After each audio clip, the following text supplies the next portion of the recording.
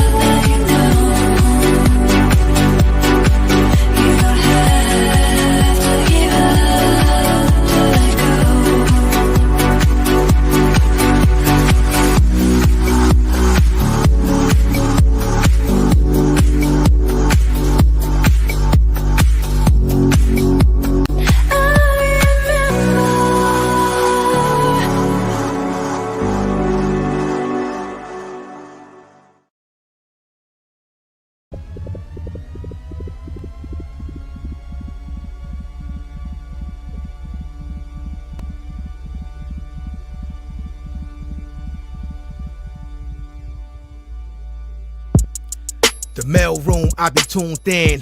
Listen in to Tashon, she be going in. Y'all. Black queen for us black kings. We can learn a thing or two when we're locked in. One of the few places we can be heard. Facts, man, I rocks with her, that's my word. The show is enlightening, engagement always enticing. I always come with an open mind, I'm never frightened. Guaranteed to walk away with minerals. Now that I'm thinking everything else is minuscule. We're the fools who don't protect black women. No arguing, disrespect, and that's it. Please come in peace when you call in, cause our friends ain't no slouch, fair warning. The mail room, messages from him. Y'all better listen if you wanna win. The mail room to stay, the mail room, yes, it's here to stay. Messages from him, tune in. The mail room to stay, the mail room, yes, it's here to stay. Messages from him, tune in. The mail room to stay, the mail room, yes, it's here to stay. Messages from him, tune in. The mail room to stay, the mail room, yes, it's here to stay. Messages from him, tune in. Yo, what's going on? Yeah. Hey. Yes. Saturday. Happy How Saturday. y'all doing? Feeling good. Doing well. Yes. Listen, y'all, welcome to the mail room. Messages from him with messages from him with Tashon. Yeah. I told you, I'm trying to sip on this coffee in between. But before we get started, TMR is sponsored by Swag Her Magazine and TLC Coaching Services and hosted on 101 TKO Radio Podcast now. So, people, we're back for season 6 in podcast form. We are now coming to you on all major platforms. Let's go, baby.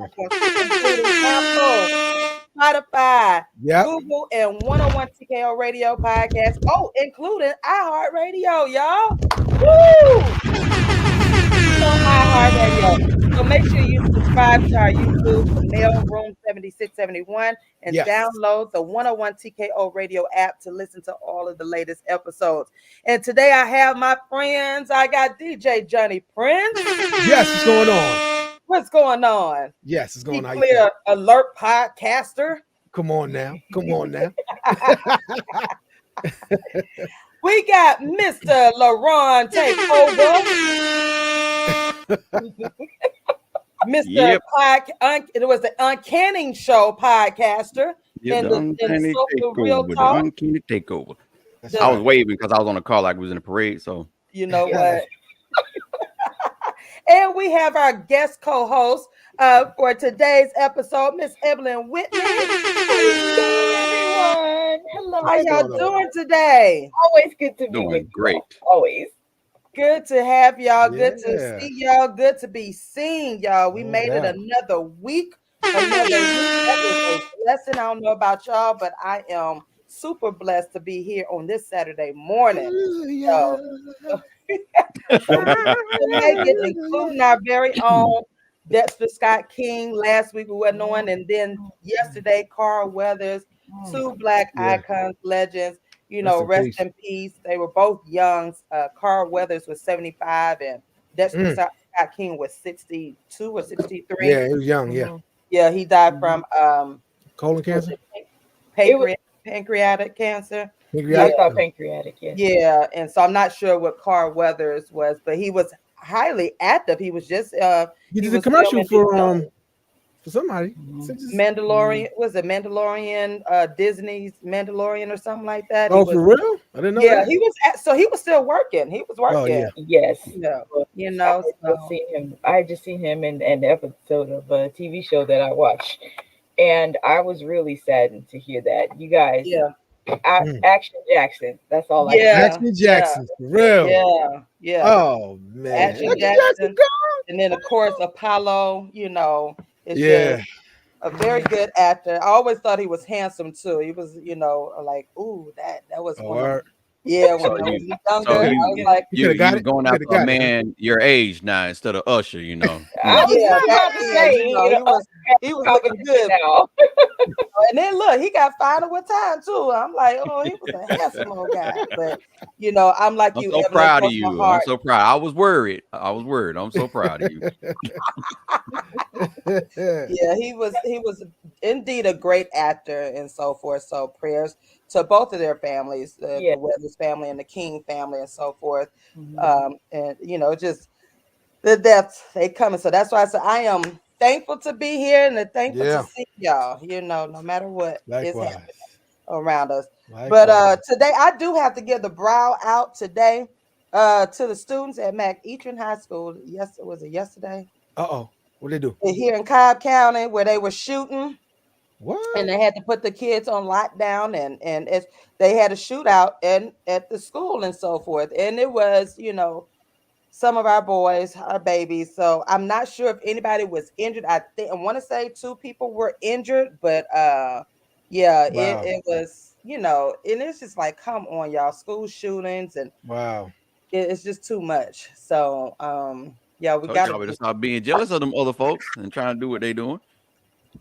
Tell you, man. Listen, but you know what? I think this one was more so kind of like neighborhoodish type of beef, it probably is, because they were outside and it was a group of the boys, and so it wasn't anything they weren't targeting the children, the students. They were students, so it looked like it was more of a school shooting. Versus being an actual like them shooting at students in the school. They were targeted. And I want to say last week there were some teenage boys. I don't know if y'all saw that. It was here in Atlanta off of King, Dr. King Avenue. They were running and trying to shooting at 11-year-old, So I don't know what's going on, the whole gun thing, the whole people, it's just never ending. So just keeping everyone in prayer and keeping our students and kids in prayer. So but my question though, are we at war? What you mean? What you mean? War where? The United States. Are we at war or something? Oh, there's a couple things happening overseas that they don't talk about. Yeah. We still watch the news. I don't know. Okay, so Biden let out, because I read a topic that he released some airstrikes or something. Don't get I didn't hear that yet, but I know we over there doing some things. I know that. And I read something. I'm sorry. Go ahead, Johnny. No, go ahead. I was just saying I read something about that as well. There were several Americans that were killed, and there is a response to that situation. Oh yeah, that ties into everything already happening. Yes, yet to be determined.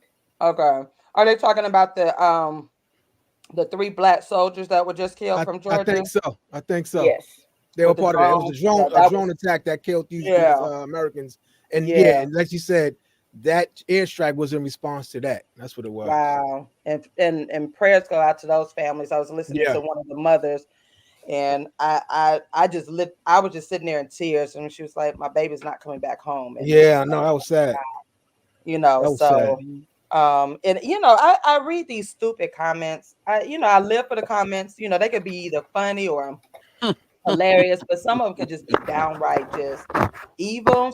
And and I know people sign up for the military, and this is what you sign up for these things or whatever, but the comments, some of the comments were like, "Oh, well, they signed up for it, and this is what they get." And I was like, and everybody's like, just wow, like you signed up to serve your country, no matter how you serve your country, not I was a military kid, so I didn't agree with war, and I don't like what we have to go through. But our veterans signed up because they are thinking about us for whatever the reasons. But when you say things like that, I don't respect you anymore, because it's human life. You know what I'm saying? Like, and these were 3 young, 2 of them were young, very young, like they had just started off in the military and so forth. So when you say things like that, like, oh, they signed up for this, so they knew what they were getting into.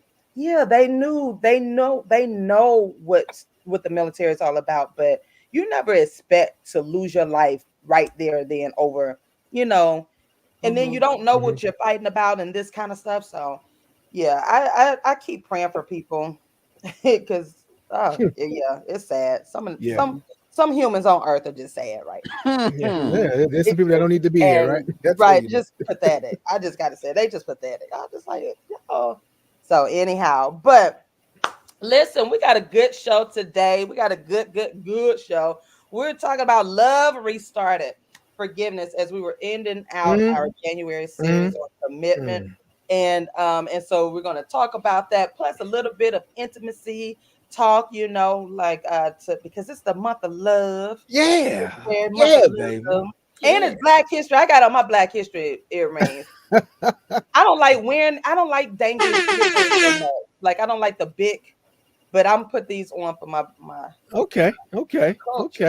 My culture. But I celebrate Black History all year round. Like, what about y'all? You got that right. Yeah. I don't, I'm not. I celebrate all year long. I mean, Yeah.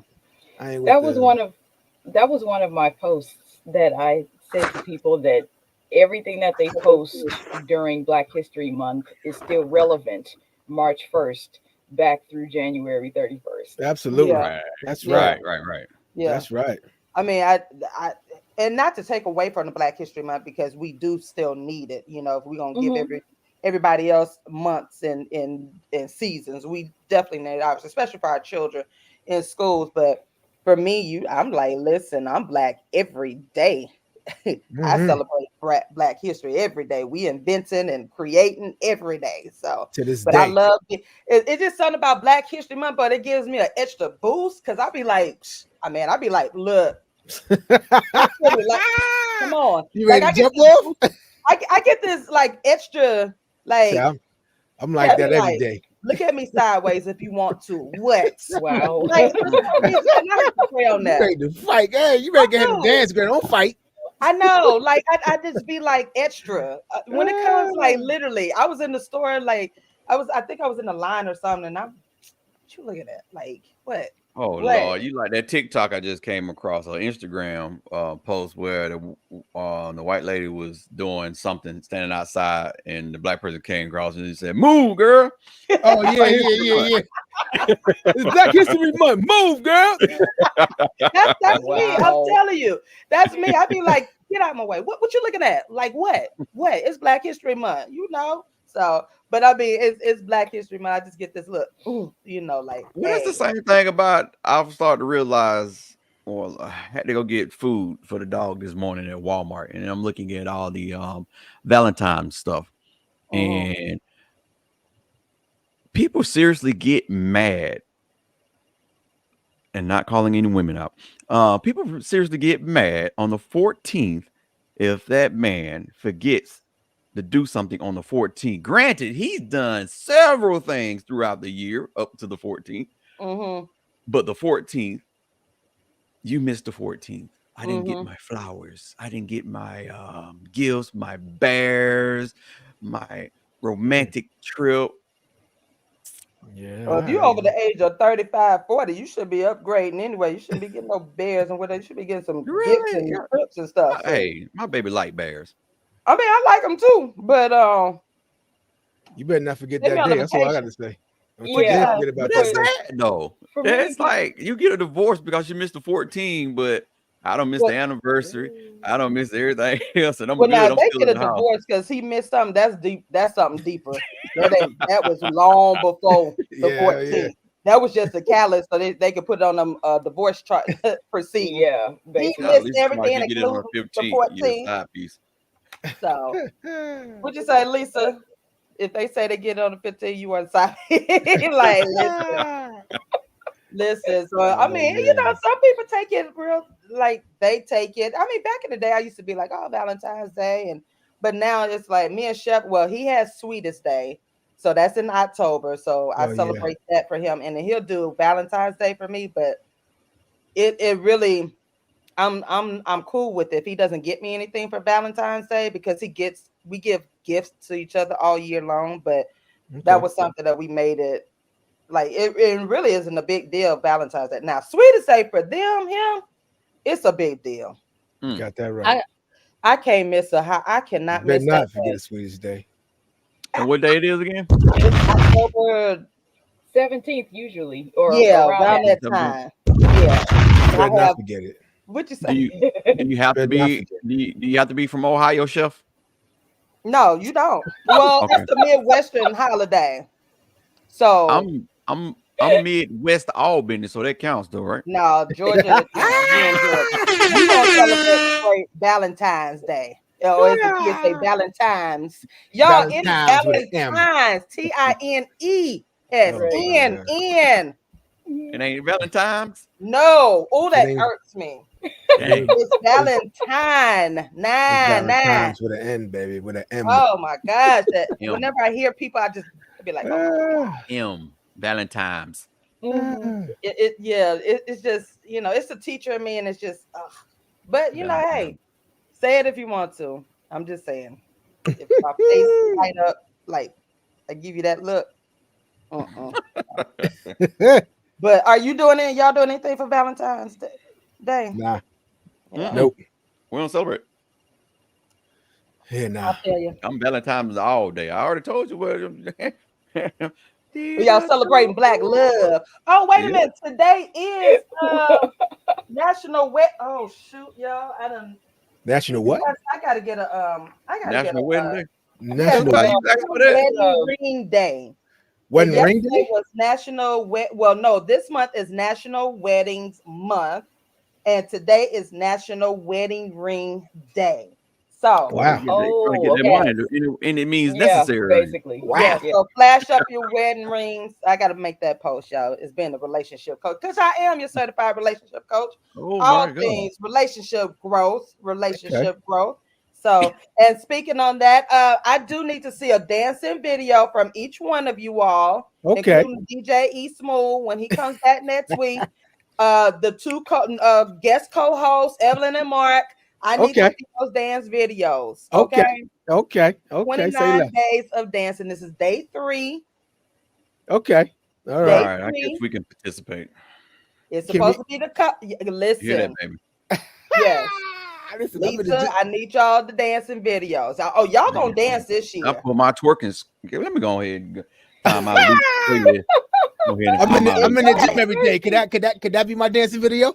You say what? I said I'm in the gym every day. Could that be my dancing video? As long as you dancing, you do it with some dumbbells. With some dumbbells. You gotta look like it, right? Oh man. You know what? Yeah, nah, I can't, yo. What we talking about today, boss? Saturday alarms. What we talking about today, boss? You know what? Listen, before we get started, this content, let me do these business shout outs.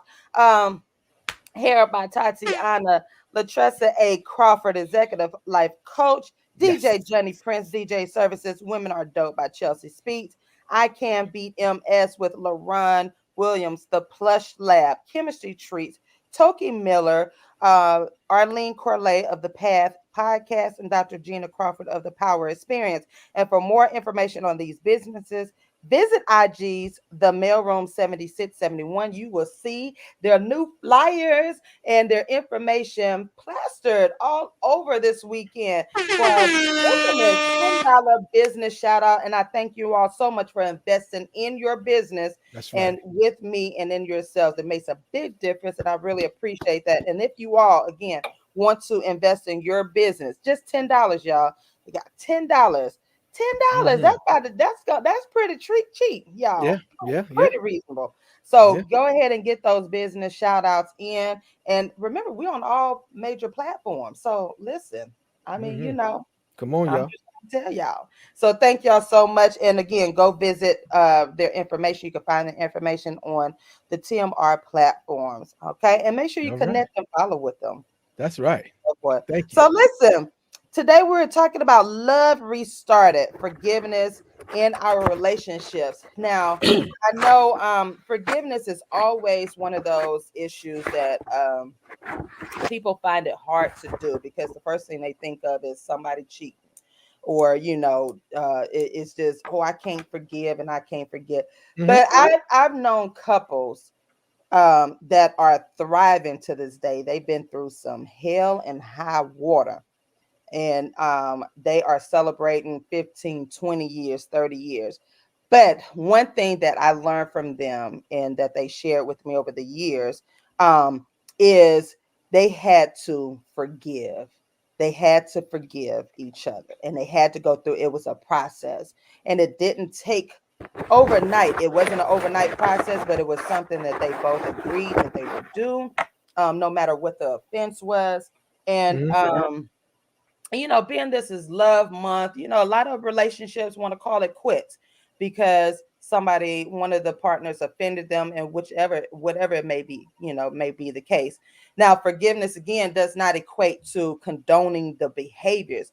Ultimately, you do have to make a choice, and you have to say, am I going to work this out with my partner? Or, what are some steps we're going to take? What is the process going to look like? But you do have to make that stance. But today I want to talk about forgiveness in our relationships, between men and women, because there are a lot of people who just give up on each other in a heartbeat, the quickness, and it's just sometimes, my first marriage ended in infidelity. And I knew then. I tried to make it work for, a few weeks. And then I was like, no, this ain't going to work. This is not me. I'm not ready to be a stepmother and look at this child in the face and not have resentment, this and another. So God allowed me to gracefully bow out, and I had that right, not only biblically, but I had that right as a person, as a woman, to say, this is the choice that I'm making and I can leave. But I still had to forgive him. That was the hardest part. And let me tell y'all, that's going to be in the second part of the Woman on Fire. But my total forgiveness for him did not come until 2018. Believe it or not, 2018. When did you leave him? When did you divorce? In 2007. Okay, so, and then 7 to 2018. Okay. Yeah. So, mind you, I'm married to Chef, and so I, in the beginning, I'm like, oh, I forgave him. I'm going through my therapy, and I forgive him. And it wasn't until one of my spiritual pastors, she called me out. She said, "You haven't forgiven him." And I said, "Yes, I have. I have forgiven him." But what I found out, and it wasn't until I was having vivid dreams. I was having hateful, vengeful dreams, right? And I would wake up in the middle of the night. Chef would be like, "Who you fighting?" He was like, "You hit me." And I was like, "I didn't mean to hit you. What you mean? What? I didn't hit you." He said, "No, you fighting somebody in your dreams." And this was going like, I was like, he said, I was like, boom, boom, boom, right? And I said, and I didn't tell him at first. I didn't tell him who I was fighting, but I knew I was fighting my ex-husband in the dream because it was clear as day. And this had been going on for some weeks. And he said, "Who are you fighting? You're waking up in sweat. You're fighting. You're crying." And I said, "No, you fabricate." Like, I'm literally like arguing with him, like, "You lying. I ain't doing all of that." But it was actually happening. And this is when I was, again, when I was speaking to a therapist, and she was like, "You hadn't forgiven him." So I had to take the step. I was like, oh, I was still holding on because I was expecting an apology from him all of these years. And he still hasn't my ex-husband is a narcissist, right? That closure that you would never get. That exactly. And I had to make peace with that, but I had to forgive on my end so that I could be free, because he still had power over me and not knowing this. And this is why I suggest to people, you gotta forgive and let go. And when I took that step to forgive him, I had to reach out to him, via Instagram, because we got each other blocked. And I just simply said, "Hey, haven't spoken to you, X, Y, and Z, but I just want to let you know that I forgive you. And I'm asking you to forgive me." No, I said, "I forgive you." This Negro of a man said, "I forgive you too." Woo! He ain't do nothing. I started What seeing you talking red. about? He ain't do nothing in his eyes. He ain't do nothing. So what am I apologizing to you for? My coach was on the other end, and she knew exactly what was happening. She said, "Breathe. You did what you were supposed to do. Now let it go." And I did. I let it go. And from that day forward, 2018, I let him go, because I released the power. No matter what, he's never going to apologize. He probably would go on his deathbed and never apologize it, but at least I know what I did. I released it. So for my healing. And this is where a lot of couples and especially women, we stay stuck in our woes because we're expecting the apologies. We are expecting the other person who will hurt us to be like, yeah, I did da. And it's not going to happen overnight. It's not going to happen. It can happen, but it just depends on the person. You know what I'm saying? So we're going to talk about that today. And what is it that you all think? What are your takes on the forgiveness piece? Let's go. What y'all got? I could say from experience from my previous marriage that I would say 2 years in, to make it short, she realized that she married the wrong person. Mm-hmm. And who she wanted to marry had just gotten out of the military and he was divorced. And she talked about this person very hatefully and all this. And so I didn't think nothing of it at the very beginning. But when I realized what the situation was, I gave her an option, hey, go on and find out if this is what you really want. I'll still be here.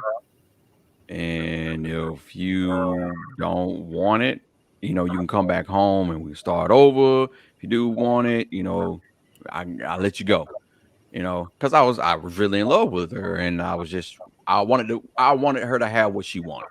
Mm-hmm. And so she came back, but she consistently cheated. Mm-hmm. And it took me a minute to forgive her inside of the marriage before we even got a divorce, because I had to understand that it wasn't me. Mm-hmm. It was her. And it was something that she needed and something she was desiring. And it's like you won't forget. And I think a lot of people think that you're supposed to forgive and forget. You'll never forget. And not forgetting doesn't mean that it's going to harper over you and be something that's going to be bad. But you're right about having to forgive yourself. That's really the first thing. And you really don't have to go to that person and tell them that you forgive them or whatever. But just you forgiving yourself, allowing yourself to sit and soak in those moments is more important than anything. And that's why I just said the power that you give to people in the form of closure, because everybody wants closure. The people that we've coached a couple of times, that I just want him to tell me, or I just want her to say that she's wrong, or why would you do me like that? If you get that, what is it going to do for you at the end of the day? It's not going to change anything. They still did what it did. Mm-hmm. Let me play one of the videos that which one is it? The first one? Which one? All three of them on the forgiveness piece, right? Yeah, all three of them. Yes. Let me play this first. Forgiveness is I let it go, I forgive you. It's as if it didn't happen. Right. So yes, it's up to him to be doing all the work to make me feel secure. But at the same time, it's up to her to decide if she truly forgives him. And if she's not, then she needs to have more conversations to figure out how to regain that security and trust. Okay. We forgive our partners that have treated us poorly, that have done us wrong, our partners that have let us down. It's not about them. It's not about finding closure with them. It's not about meeting up with them to see them one last time to get closure. That's your ego.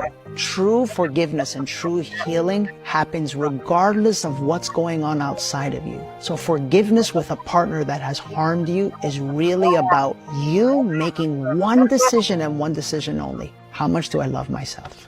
Because if I love myself truly, then the question is, do I and will I allow myself to hold on to all of this anger, all of this grief, all of this pain that this person brought to my life? First get married and you got a bunch of people like giving you advice to get married when you're for a happy marriage, and they say Happy wife, happy life. not that one, but when they say don't go to bed angry, And a lot of the times people give advice and you're like, okay, thank you. But that is a big one. You have to be willing to forgive because, again, when the shoe is on the other foot and you do something wrong and you are, when you do something wrong and you're like at the bottom, you're at the pit and you are like being vulnerable, asking your spouse for forgiveness and then they just don't. Yeah. And again, I want to make it clear that the offense doesn't always have to be infidelity. It doesn't always have to be infidelity. You can offend me by not by being disrespectful in some type of way, not honoring the vows, or whatnot. So it doesn't, because sometimes we go straight to infidelity. That's not the only offense in a relationship. You know what I'm saying? But we still be like, I can't forgive him for this, that, and another. And I'm just like, or I can't forgive. And I'm just thinking like, so why are y'all together? What's the purpose of your relationship? Because you're going to be walking around with resentment towards each other. And that's not healthy. It's March 1st, and I can't forgive him for forgetting Valentine's Day. Yeah. and people are serious about that. Yeah, that's what I was saying. Some people are serious about that. Right. Because they think that's the only way for him or her to show their love. And it's like, so now I have, I've got no chef for forgetting my birthday. Nobody forgets my birthday. Now that's a national holiday. Happy Christmas. We've been through this past November. He didn't, I had to. Yeah, lot going on. You know what I'm saying? Yeah, and I had to sit back and I had to forgive. I had to ask God to, bring me down, and and I'm just like, show me. But I'm like, dear Jesus, sweet Jesus, he forgot my birthday. Ooh. Yeah, that time, yeah. Because I'm like, y'all need alone. Listen, man. But I'm sorry. One of the things that I was really excited about addressing in this topic is to define some of the verbiage. Because a lot of times when people have discussions about forgiveness, they say things like, you have to let it go. Let what go? What are we talking about? What are we talking about? And the idea that you stated earlier that forgive and forget are not the same. I totally concur with that. I completely agree with that. Forgive and forget are not the same. But in the instance of letting it go, what is that it? And I'd like to offer that the it in letting it go in terms of forgiveness is when you release yourself from the responsibility of seeing that person punished for what they did. Okay. When you release yourself of the responsibility of seeing that person punished for what they did. Oftentimes, one of the reasons that people find it so difficult to forgive is that they are imposed upon that forgiveness means that what that person did was okay, and it's not. Right. Since it's not, they deserve punishment. Since they did wrong, they need to be punished. And when you stop that is one of the aspects of what you are letting go when you forgive. You're letting go of your responsibility to see that person punished for what they did. Right. They did wrong. They deserve punishment. Let that go. Stop feeling that. Stop making yourself responsible for seeing that they be punished for that wrong. Yeah. The echo coming from you, girl. You gotta put some headphones on. Me? Yeah. I can agree with that. But you also have to, I would say, when you're letting it go, you definitely have to let that go, because you shouldn't be bringing it back up in your relationship. And that's what happens in relationships, because So you're continuing to bring it up in you get in an argument, or when he or she does something you don't like, and I've done it myself, and I know other people who've done it. And so when I talk to these couples, this is what they were saying. They completely, it's done. It's over with. So that means you're not bringing it up because you've already went through that process. You're healed from it. So there's no reason why I'm taking I should be bringing this up 10, 12 years ago, or something for 10, 12 years ago. You're talking about kitchen sinking. Yes, that's the term. So this is what happens. If you're saying that you totally forgive your mate and you're moving forward. Now, again, it's a process. The healing, it's a process. It's not going to happen overnight, but you're working towards the healing. But if every time you get into an argument and you say, well, remember when you did such and such, da, da, da, da, and you still hadn't let this go. And that is a lot in relationships that people still continue.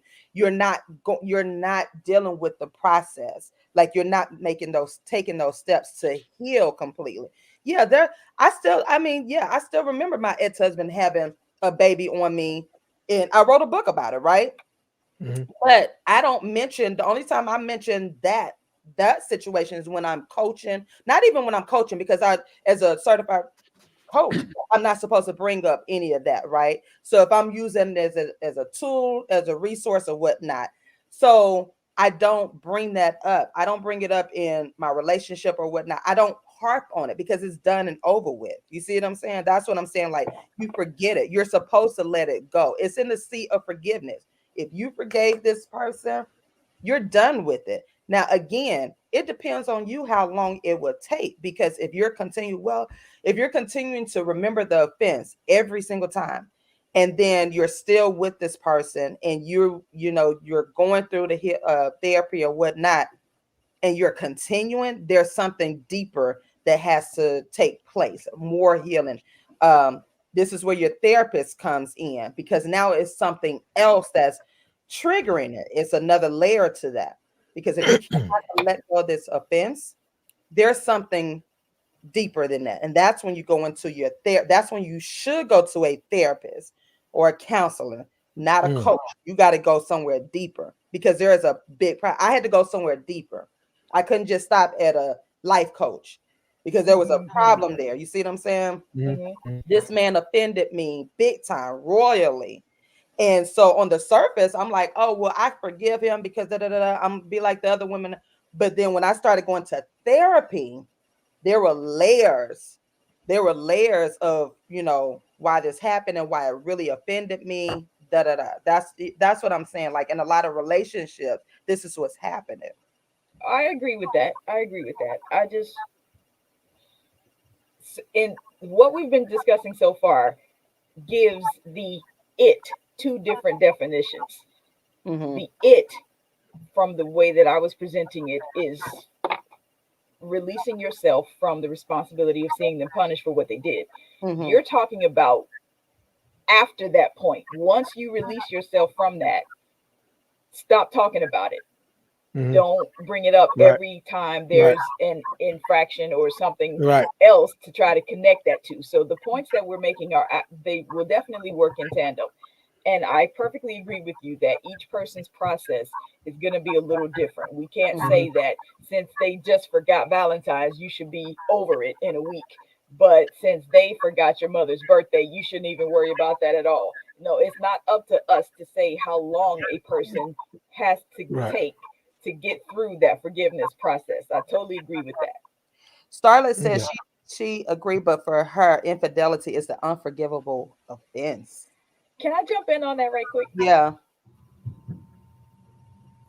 Forgiveness in some situations is not tantamount to complete restoration of the relationship, in the sense that enabled them to hurt you that way in the first place. Infidelity is not unforgivable to me, but that does not mean that we stay together. That does not mean that our relationship continues. I can forgive you and let you walk. I can forgive you without looking for closure, without trying to figure out why you did it, without trying to figure out what was wrong with me that made you do this. I can forgive you. I can release myself from seeing you punished for the wrong that you did, and I can let you go.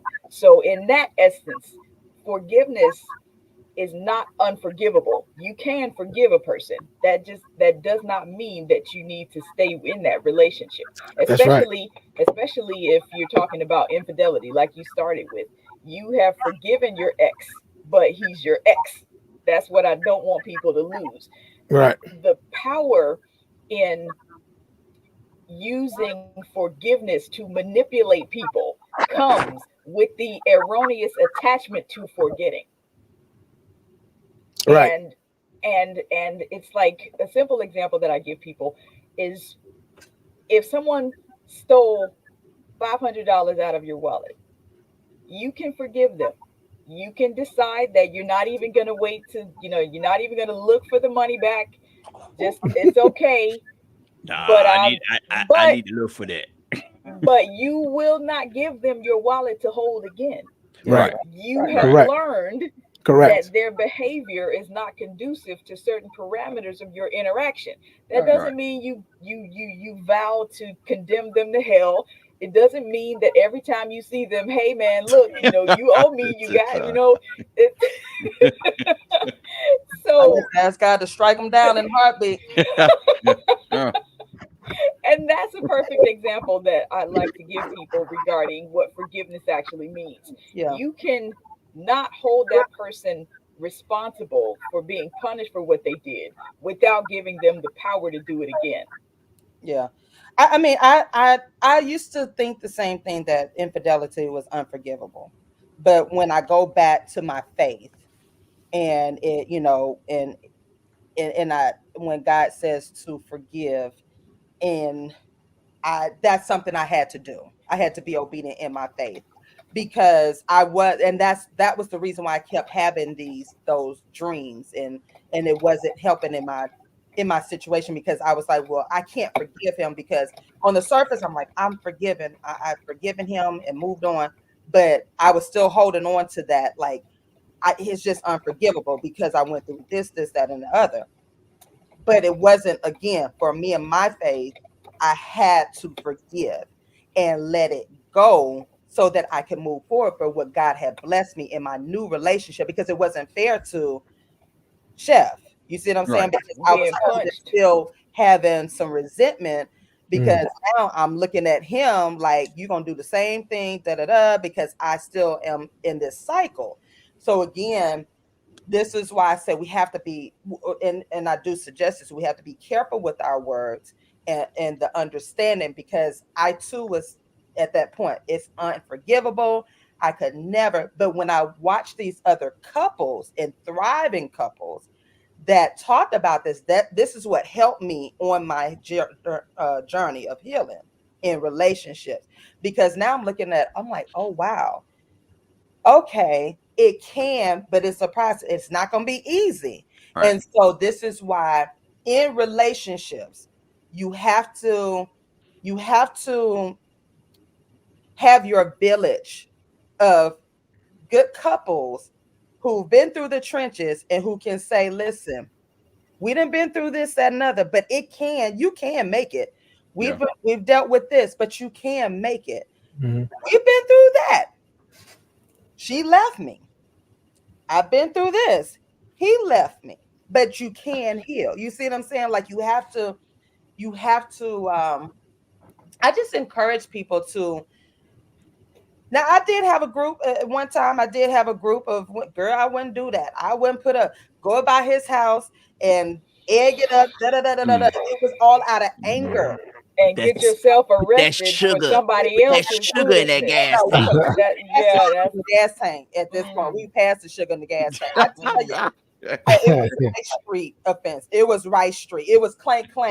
Wow. Get back. Yeah. But you have to be careful with that when you put in your head that it's unforgivable. Like, and then the anger builds. It's so many layers. And this is what I'm saying. Like, it's so many layers, but it doesn't have to be complicated like that. It doesn't, because when something you said earlier, Evelyn, when you think of, I'm misquote you, I don't want to do that, but you were talking about the when you're forgiving, you're letting it go. You're releasing yourself right, from the responsibility, From the responsibility. of being them punished Yeah. for that wrong. Because that's what the closure is. I want you to hurt. I want you to Yeah. feel what you've done That's to a me. part I of it. need you Absolutely. to That's a part of it, acknowledge. right. Yeah, I that's need a you part to of it. acknowledge that you hurt me so that I can know that you're going through pain too Yeah. as well. And Yeah. so And That's the hurting that- part. That's what can hurt you. That's what you have to let go, is what she was saying. You know what I'm saying? Right. My take And- on Okay, yes, go ahead. forgiveness is a bit tricky for me because most of the people's ideas of forgiveness stems from religion, right? That's in my opinion. Mhm. And I think that I'm gonna use you as an example, Tashon, because you said, when you in your past, in your previous situation, in your marriage, say you had a baby, say you had a daughter, whatever, you had a daughter together, and this man harmed your daughter. Mhm. You know what I mean? Like, are we to forgive him in that? You know what I mean? So it's like it can get tricky because I think that at the end of forgiveness, the only thing you have to forgive is yourself. It is yes, that's perfectly basically what I'm saying. fine. Yeah. It is perfectly fine to forget or to forgive yourself and disconnect from the situation. To say I have to forgive someone who murdered my father or something. To say I have to forgive the person that did harm to my sister. Like that's it almost is it creates this illusion or this false thing that if you do that, something will be released and you'll be able to move forward in life. Yeah. And I think that the closure, the ultimate in certain situations that we're in, we beat ourselves up. How did I not see he had a baby on the way? How did I not see he was cheating? Damn it, how stupid could I be? You have to forgive yourself for beating yourself up. That's the forgiveness you need. We have to forgive ourselves for beating ourselves up. That has to stop. We can't do that. Agreed. We have to, you know what I mean? And that's the real closure. The closure is I forgive myself. That is that's the closure because if we don't forgive ourselves, we're never ever going to forget what they did. Our minds are not built like that. We're just never ever going to forget the cheating, the child. We're never going to forget these things. Right. Yeah. The therapy is going to help us with the triggers. We're going to have triggers. It's not as our response to the triggers. That's where therapy come in at. How can I manage these triggers or whatever? Right? Yeah. But we're never going to forget. We're going to wake up. We're going to be going to dreaming about what happened. We're going to have these times where we space out and think about, damn, man, I can't. But we're going to have those times. But our response to it is our forgiveness for ourselves is the only thing that matters. If it's no way I can forgive anybody and not myself. I am 100% accountable for me and my actions. I am Johnny Prince. I'm sorry for allowing this to go on. I'm sorry. I saw this and I still didn't do anything. My bad. Still sat there and laid. And exactly. I'm sorry. Like, I'm really sorry, Johnny, I have to put you through this. My bad. I'll try my best not to let it happen again. But I forgive Johnny Prince. Yeah. They did what they did. I am not responsible for what they did. You know what I'm saying? So I don't owe them anything. As far as I'm concerned, for me forgiving myself, that situation is released. I'm not saying I won't forget anything, but now once I forgive myself, there's a liftment there. There is not now. I don't have to see any harm because there's a thing called karma. There's other things that will handle their repercussions, not me. You know what I'm saying? So I don't have to worry about that. You have to have that understanding. I can't be responsible for seeing harm done to them. Like Evelyn said, I release myself from that, from forgiving myself. Yeah. So we have to speak more on forgiving yourself. That is the part that has to be emphasized. Forgive yourself and watch a whole new world open up. because I can forgive you, but you can still continue to beat yourself up for the situation that happened 30 years ago. Yeah. Mm-hmm. And that's very what happens to this day. It continues to happen. So forgive yourself, family. Yeah, it comes with that process.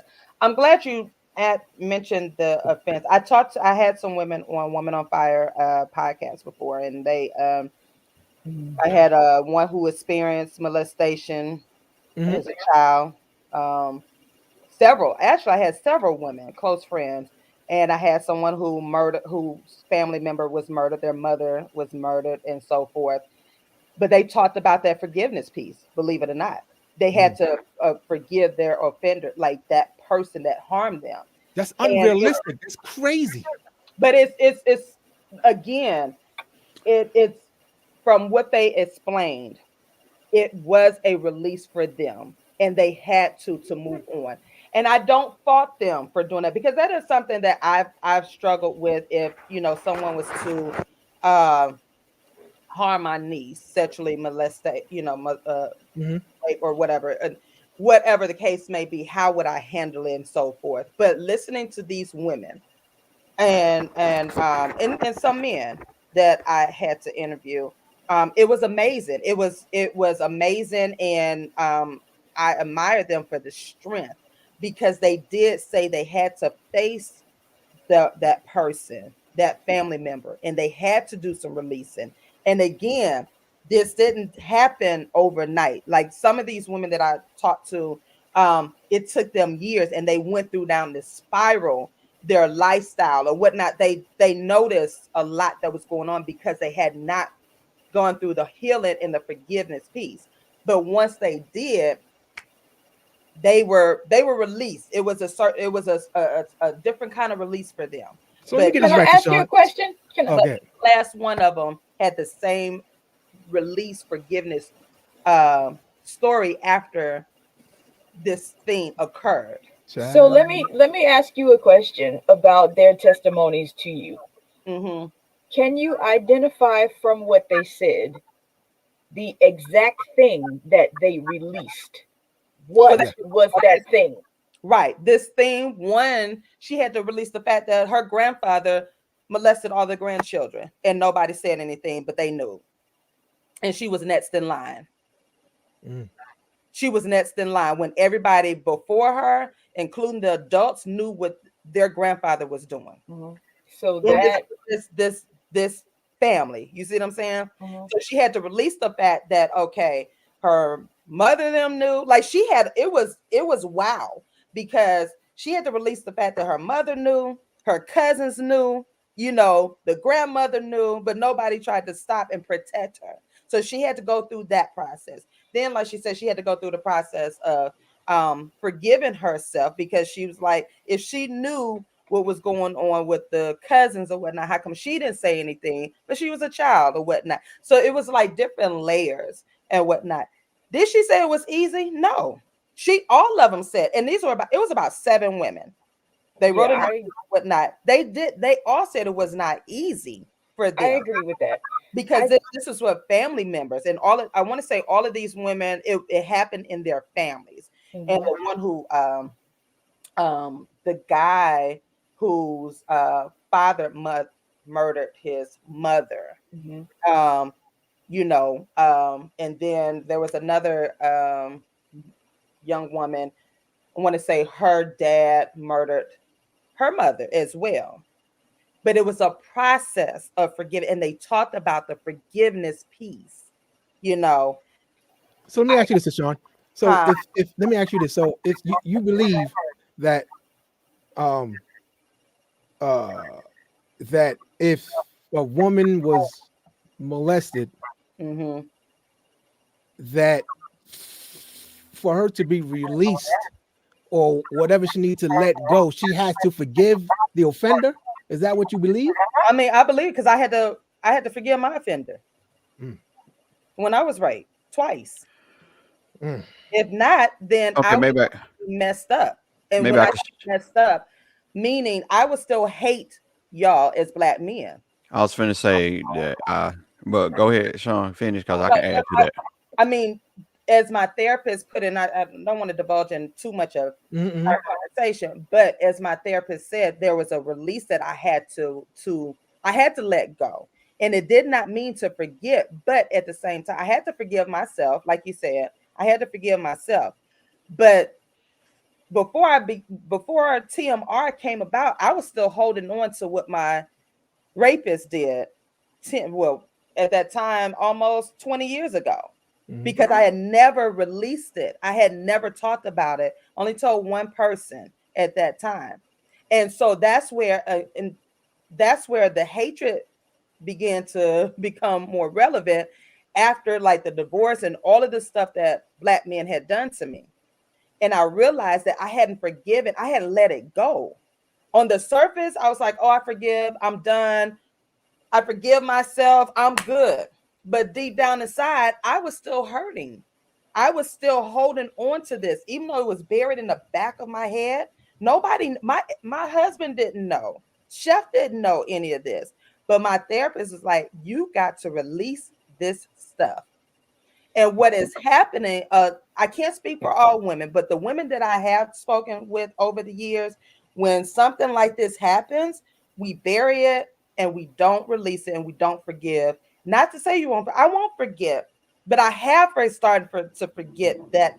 Like there was a moment where I knew exactly what I had on, what he had on, what he smelled like, you know what I'm saying? What he looked like. But when I started that process of healing, I had to let it go. That's why I wouldn't wear jeans or anything fitting. I wore loose stuff because I was still holding on to that, but that wasn't fair to me or the people that I came in contact. So that's why I say, for me, forgiveness is an essential piece of relationships, no matter if you're with man, woman, with your family or whatnot, because it comes with a certain level of, as you said, Evelyn, responsibility. You have to let it go, but it really depends on you as an individual. Some people are like, fine, I'll bump him. He don't matter to me no more. But I guarantee you it's gonna come back up. It does.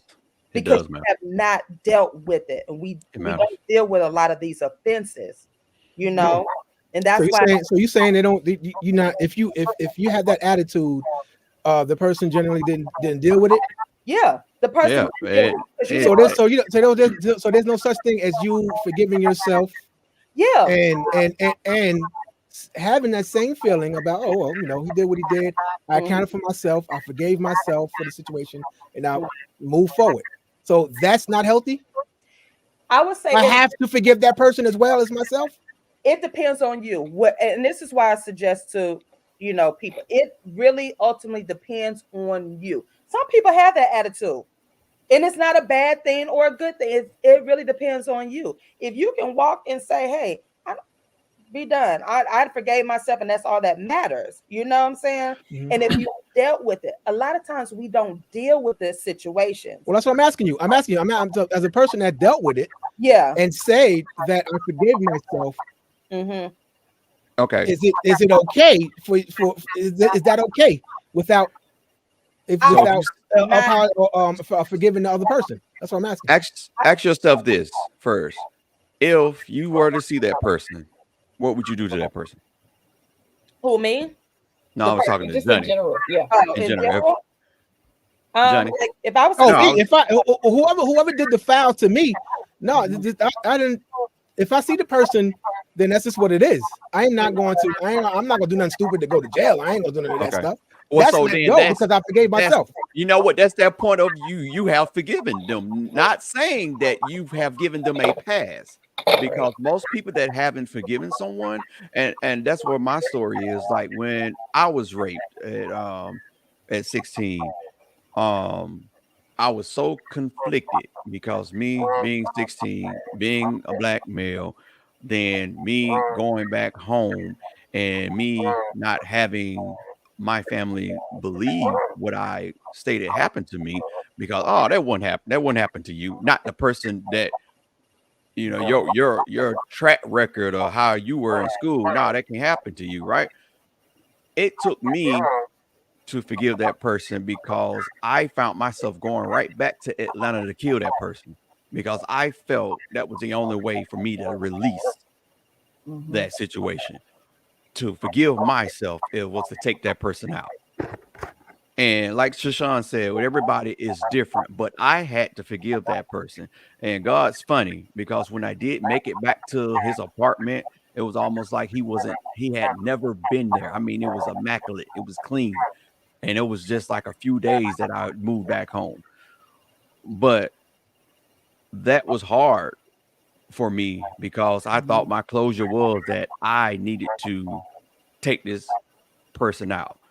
And it wasn't until I went through my grievance because not only did he rape me, he confused me.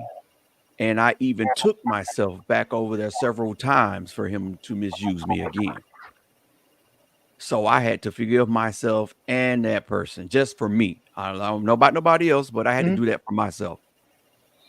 One of the things that I think we're really we're so close to, and this still there's a teeny point that's still not the most clear. When we talk about a release, a lot of people keep hearing that and they're not necessarily sure what is being released. They're not sure what that means.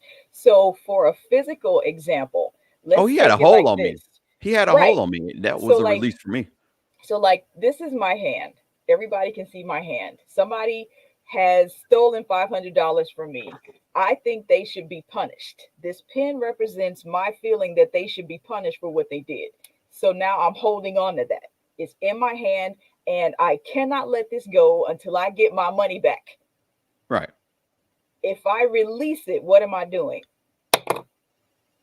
I am letting it go in the sense of this determination that I am going to get my money back. Right. I have to not hold on to that. Right. That is what I am releasing. That is what I am letting go. Right. When someone has killed my parent, you know, since we're talking about these really, really serious you gotta go to the extreme. Yes. When someone has killed my parents, I think that person should burn in hell for the rest of all eternity. And I'm holding on to that. I can't let any love into my heart or into my hand because it's so tight around this emotion. Right. And when that is released, let go, release. Exactly. Yes. You're able to you're able to function. Yes, because that's exactly what I had to do. This is restrictive.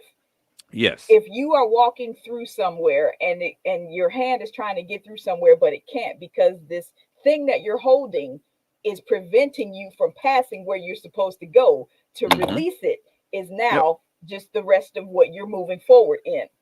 That's right. So we're talking about releasing someone from paying you back that money, releasing someone from explaining to you why they cheated, releasing someone from the knowledge that they could have protected you, but they didn't. I think that's what my forgiveness was, not him explaining why he did what he did. Exactly. That's what I forgave. Exactly, Evelyn. That I knew I wasn't going to. That's what I forgave him about, not knowing that you were not going to explain to me what happened. You know, so and all of these things are a hold on you. Yeah. Right. Because that's why the conscious decision to release it is what we're talking about. And that comes with the forgiving of yourself. Please. But even if you forgive yourself, you're still holding on. No, how? Everybody's release is different. How? Everybody's is it possible? Is it possible to love yourself? Is it possible to love somebody else and not love yourself? Yeah. There are people. Is it possible to love somebody else and not love you? Is it possible to love somebody else and not love yourself? Yeah. Yes. You can do I did it. I did it for years. Okay, right. I'm just saying. We do the action, yes. But Yeah, it people is say that all the time impossible that for that love. People do it all the time, right? But it's impossible for that to be even true in any time if you don't love yourself. There's no way I can present the type of love that you need if I don't have that for myself. That is impossible. So Well, it is impossible for you for you to forgive somebody else without forgiving yourself first. That is not never ever talked about in the. You have to forgive yourself first before I move forward. No, well, actually, no, it is talked about in my therapy. I'm not saying it's not talked about. What I'm saying is You this should be can first. forgive somebody that right, you but People always say you gotta forgive the person first. That's the thing that's talking about. Actually, You gotta no. forgive the person first. Actually, That's all I hear.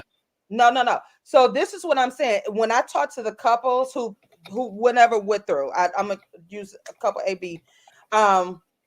When this offense took place or whatnot, they didn't forgive them. Like they didn't know where to start in this process of forgiveness. They just knew that there had to be some type of releasing and talking about and this, that, and the other. You don't know how to forgive yourself. And I'm gonna use me as an example because I did experience all these things, not just infidelity, but along with the rape and whatnot. I didn't know how to forgive myself. You don't. But nobody said to, and I can honestly say, people around me didn't say you got to forgive him. You know what I'm saying? They didn't say start off.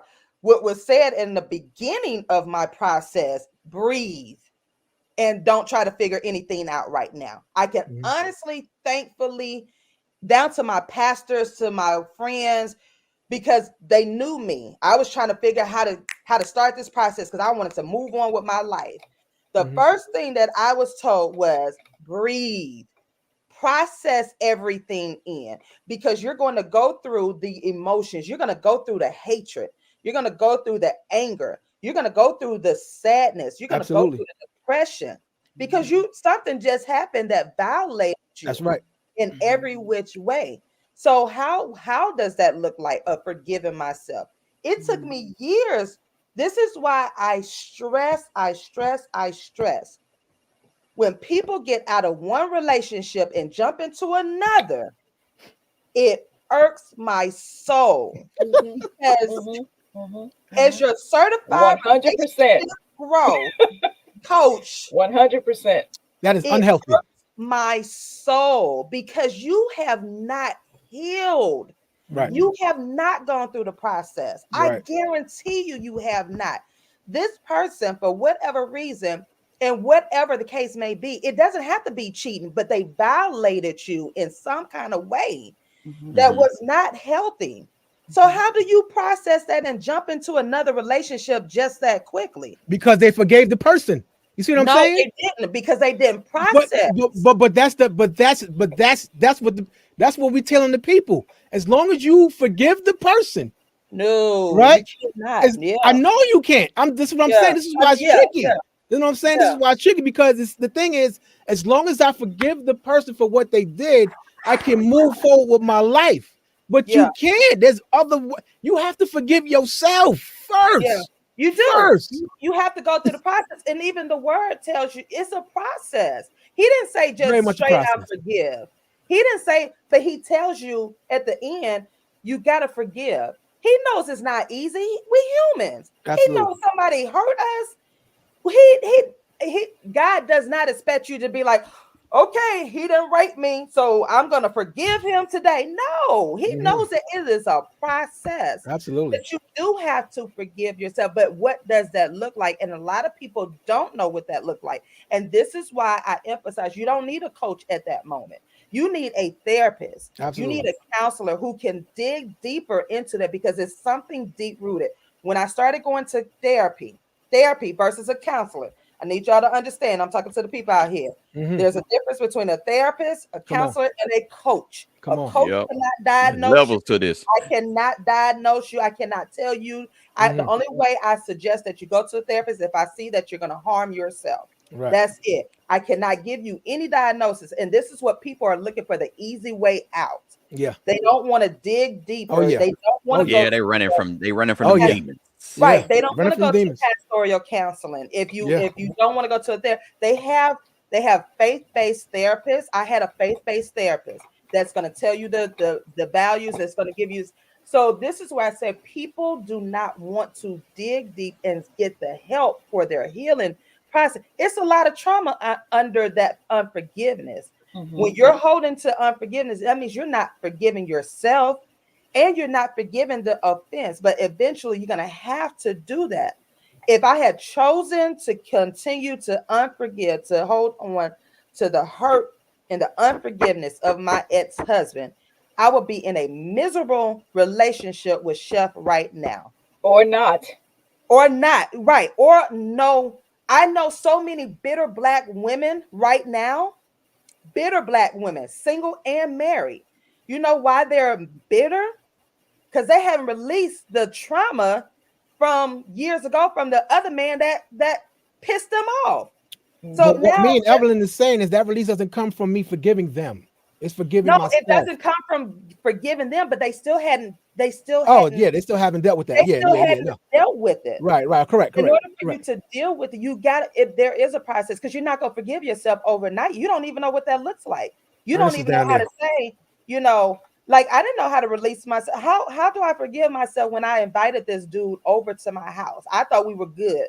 And I could talk about this now because I'm good. I healed from it. Right. But it's like, how do I forgive myself when I invited him over? I thought we were just chilling to watch some TV. I didn't know the man was going to jump on top of me and rape me. But then I went through a process of blaming myself for inviting him over. You know what I'm saying? I had to go through this process, but it took time. It took time. And then I had to start, okay, I forgive myself. Now let me move on to the offender. Like, I gotta let him go because. Hey Sean, this is down there. Is Earnest Mr. James? Oh my gosh! Yeah. He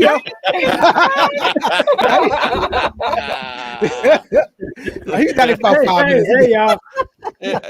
But he was patient. He was patient. Here. I've been back here a little while. Oh my God! Sorry about that, brother. Patient man. He's a patient man. Please forgive me. Oh my God! I don't see the thing. Oh my goodness! It's all good. He here now. I took no videos out too, just in case. I'm here. Came. Yeah. Hi, Earnest. What's going on, bro? Hey, I was really enjoying the conversation because I guess I came right at the right time because you guys were talking about self-forgiveness.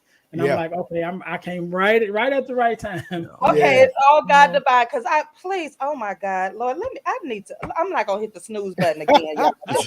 That next week for real. If you want to, what the floor is always open to. Oh my gosh, y'all didn't see? It's Johnny and LaRon. Oh no! I just told you he was down there. I saw him a while back. Can you forgive us? Yes, can you forgive us? Yeah, right. No, you offended me. Y'all three offended me. Y'all offended me. Forgive me, please. Man in the background. I can't. I'm done. On my back. I wasn't. I saw the notice pop up, but I wasn't sure exactly what it meant. I apologize for any part I don't forgive you. I don't apologize. I don't apologize. Now my life is ruined, Evelyn. Oh my God! Put my foot down. I cannot trust any of y'all anymore. Well, listen, Earnest is here. Earnest James is in the building, Hi, y'all. Earnest. What's going on, brother? Oh my God! Man, you know what? This conversation is really right on time. Yeah. And I know we're not supposed to date ourselves in our podcast and stuff, but I just want to say it's right on time because next week, which is February 10th, next Saturday, we're actually having our first forgiveness workshop of 2024. Wow. Right? So as some of you guys may know, I've been blessed to be a part of an organization called the Forgiveness Mission. Yeah. And one of the things that we do is we have free virtual workshops on forgiveness every quarter of the year. So actually this year, even though it's 4 quarters of the year, this year we're actually doing 5 sessions. So we added an extra session. And so next Saturday was actually going to be February 10th is going to be our first our first talk about forgiveness for this year, our first virtual workshop. Oh, so wow. Even though I'm just getting here, so yeah, so you know, you guys, whoever's listening, you guys can go to forgivenessmission.com to check that out, or you can go to Eventbrite, or even on Facebook events talking about, you know, forgiveness, to be able to take part in that. And so what I was saying was, with this part, because I'm a part of the forgiveness mission and I present, and one of the part that I present about is forgiveness of self, right? And so I actually wrote an ebook called Forgiving Me, the 4 Steps to Self Forgiveness. If you guys can see it, if you can see it. Yeah. But it's Forgiving Me, the 4 Steps to Self Forgiveness. And so when I talk about forgiving self, I use the word self as an acronym, right? Which stands for season of life, emotional state, limited information, and the F is forgiveness, by recognizing where you are.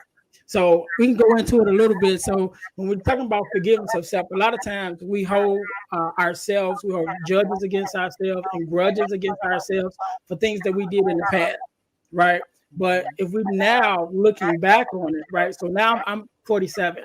Right. So looking back on my 27-year-old self, I may have done some things that I'm not too proud of now at 47. But when I look at the acronym for self, when I'm going into self-forgiveness and I look at it through the lens of this acronym, it allows me to be able to forgive myself for some of the things that I did in the past. Right. So the first thing we want to talk about is the S, which is the season of life that you're in. Right. So imagine in my 20s, you know, of all of us in our 20s, that season of life, we were just young and dumb, as we like to say sometimes, you know, so a lot of things we did because we were just young and unexperienced. And so when I think about things that I may have done in my 20s, looking at it now from a grown man's point of view, from a 47-year-old man point of view, I'm like, yeah, that wasn't the smartest thing to do.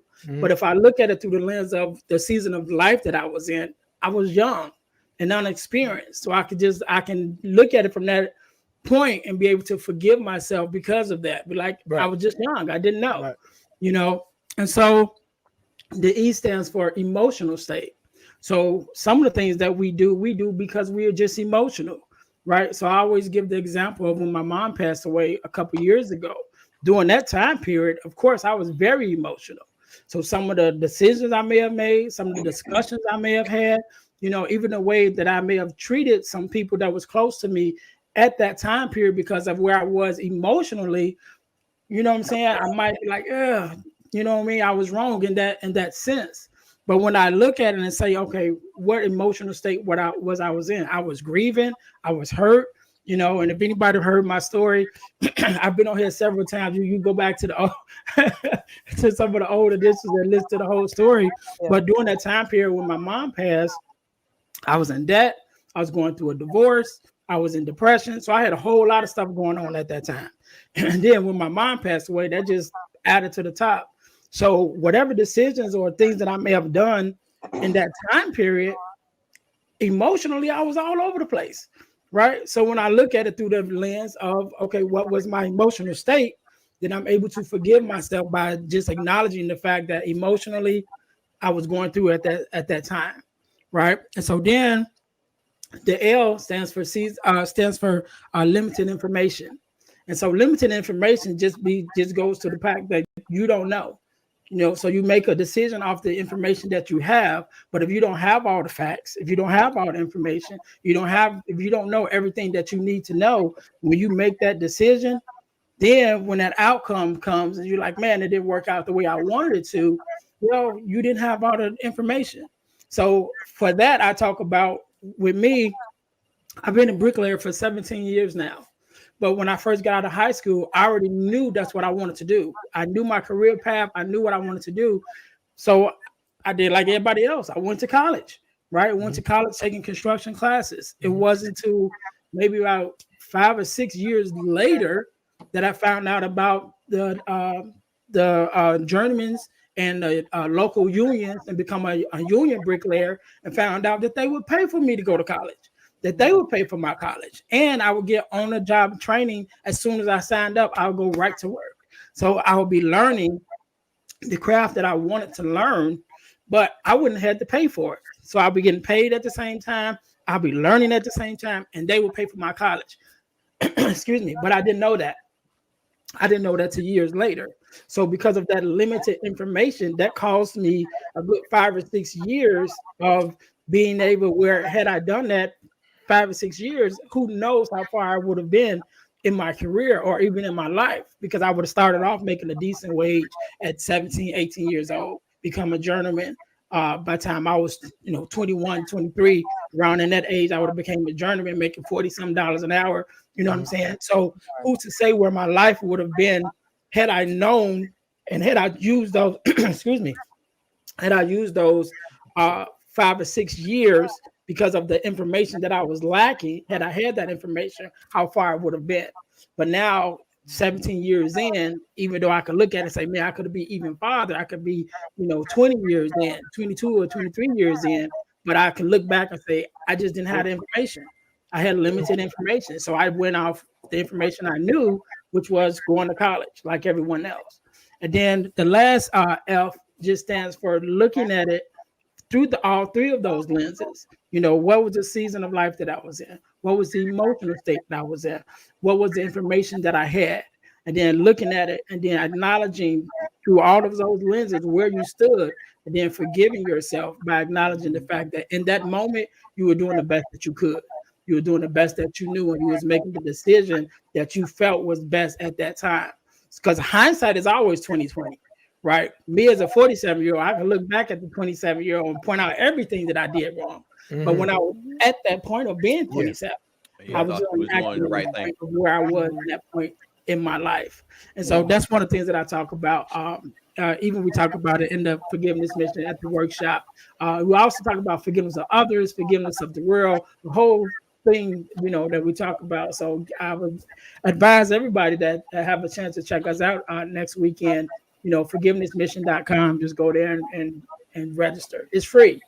So your mission. So you are and please make sure. I know you will make sure to tag the mail room so that we can join you and whatnot. And I definitely want because I think we're gonna need a part 2 on this and so forth. I think we're gonna need a part 2 because so your mission is the forgiveness piece. No matter what the offensive, right? Yeah. How is that? Because you heard our conversation. I do apologize again that you were on the back. I'm just letting you know right now that I don't forgive my 3 co-hosts right now. Man, it should have just stopped there. She apologized. She's not taking responsibility. This is the mail room. This is the mail room. Boy, so what is your take on forgiveness? Is it essential in our relationships? And as Johnny was saying, do we start at the forgiving myself first, or is this something that you cover in the workshop on the processes and how does that start for you? Yeah, well, whenever I talk about anything, I always start with self, because self is the only thing that we can control. We can't control other people. We can't control how they talk, how they act, how they treat us. We can't control any of that. All we can control is ourselves and how we react to whatever situation that we're in. Right. So I always say start with self, and then forgiveness is important not only in our relationships, it's important in everything that we do, because it affects everything that we do. Holding unforgiveness against one person affects everything else. So if you think about a woman who has been really hurt by a man, that affects her relationship with every man that she comes in contact with, right. Whether platonic, friendship, romantic, a man, period, is going to have an effect on that relationship. And so when you think about friendship, being betrayed by friends, now you're looking at everybody that comes into your life. You're looking at a certain way, trying to make sure, okay, are they the ones that's going to stab me in the back? So forgiveness touches us on every part of our lives. And that's why it's so important. And that's why also it's so important for us to realize that forgiveness is for us. It's not for the other person, right? Because when we carry unforgiveness, it's a burden on us. And I always say, if you think about the person that did you wrong the most, right? The person that hurt you the most, where are they right now? And what are they doing? They probably ain't even think about you. They going on to hurt somebody else, right? They just going on hurt everybody, and you still holding on to it, and they didn't move on, right? So we have to think about that. Again, that forgiveness is for ourselves, but we have to be able to release ourselves from whatever they've done. Now, forgiving a person don't mean that you let that person off the hook. It don't mean that it's like, okay, you can come back and do it again. Because I talk about, even in the workshop, I talk about releasing, right? When you release the relationship, when you release it, that doesn't mean that you allow that person to come back.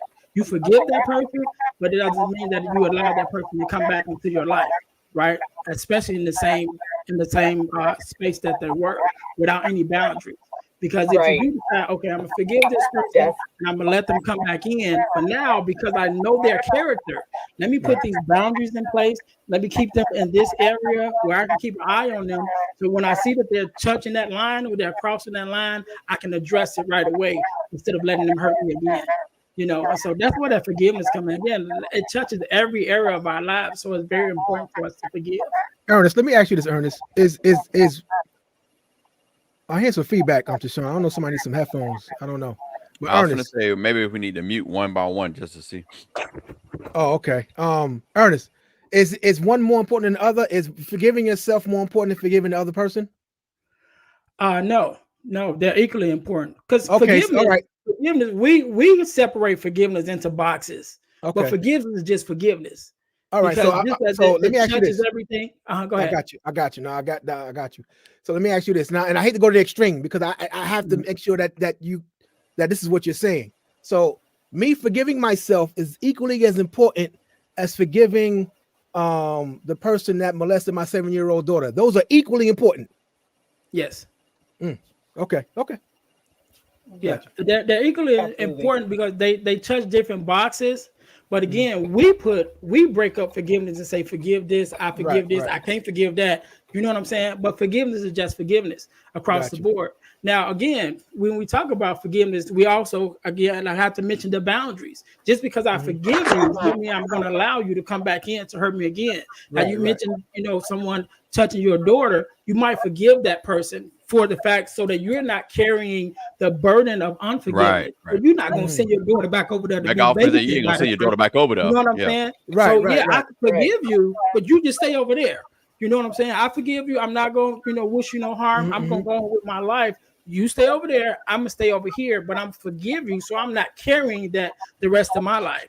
You know what I'm saying? And then I'm not taking that burden into the next relationship or the next babysitter or the next person, who friend my daughter might want to go to their house. And I'm like, no, I got to meet the parents. And you know what I'm saying? And go into all these different spaces. So you have to take the initiative to forgive for yourself. So you're not carrying that person with you everywhere you go. Because if you don't forgive them, everywhere you go, that person is on your shoulder. Right. You know what I'm saying? Every relationship you're doing, everything that you do, that person is right there because you're carrying them, even though they ain't even in your life no more. Right. They done moved on, they done got remarried or whatever it is, but you are still carrying them when you don't forgive them and let them go. Is that true? Yeah, I'm sorry. Go ahead. Hi, Ernest. I have a question for you.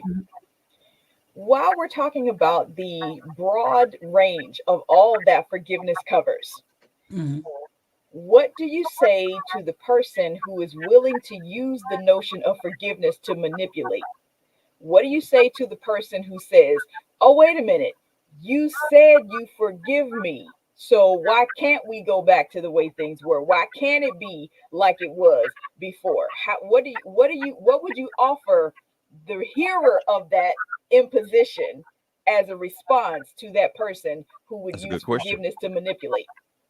So if I forgive you, and then we go back to the way things were, that puts me right back in the same position, right? To be hurt again. And if that person is truly a manipulator, they want to go back to that position because now it allows them to operate maliciously as they've been operating. So when I say I forgive you, I forgive you, but now I know who you are. Now I know your character. Now I have to put up these boundaries to protect myself from you in case you try to do that to me again. So let's say, you were a woman maybe cheated, her best friend cheated on her with, her man or whatever. And so now that best friend is like, well, you said you forgave me. Yeah, but now I'm not going to introduce you to the next man. You know what I'm saying? Like, you my friend, we cool when we together, but you is not finna meet my man. We not finna double date. You know what I'm saying? You just have to put those boundaries in place that protect you from that person, even though you've forgiven that person. But wait. Don't those boundaries mean that you haven't forgiven me? If you're not going to put us right back to where we were, then you're still holding a grudge. How do you answer that person who imposes that forgiveness means forgetting? It's time to let him go. Let him go. Forgiveness definitely never means forgetting, right? And in fact, you want to remember. So forgiveness is letting go the burden of it, right? But yet still, we got to go back to those boundaries because I got to protect myself. And then if you're in a relationship, friendship, or whatever with a person who has hurt you and acknowledge that they have hurt you, but still want you to put them back in a place where they can hurt you again, it's time for them to let that person go, right? Because that person already means you no good. So again, starting with us first, okay, I'm going to forgive you, but now let me look at me and see what spaces or what things that are in me that allowed me to allow you to get that close to me anyway, right? So now when I address my issues, okay, I'm addressing abandonment issues or, loneliness issues, whatever my issues are. Now I address that with myself. So now once I've got to the point that I'm good, now when you come back, now I can stand up and say, no, I got to protect myself. I forgive you, but you only can come this close, right? When you get to this close, okay, now you got to step back. And again, if that person knowingly has done something to you and then still wants to be back in that same position, that person probably don't mean you no good anyway. Yeah. Yeah. Well, I had to revisit that incident with myself, with that rape incident, and understand that it was something deeper for myself. Because, and again, like Mr. James was saying, that me having to forgive him, I'm a very helpful person. I see somebody on the side of the road, I normally stop. You can't do that as much now because folks crazy. But that was my forgiveness for him because that's what I did. That's how I got myself in that situation. I helped that person change his tire. And then I got pulled into something that I didn't want to get pulled in.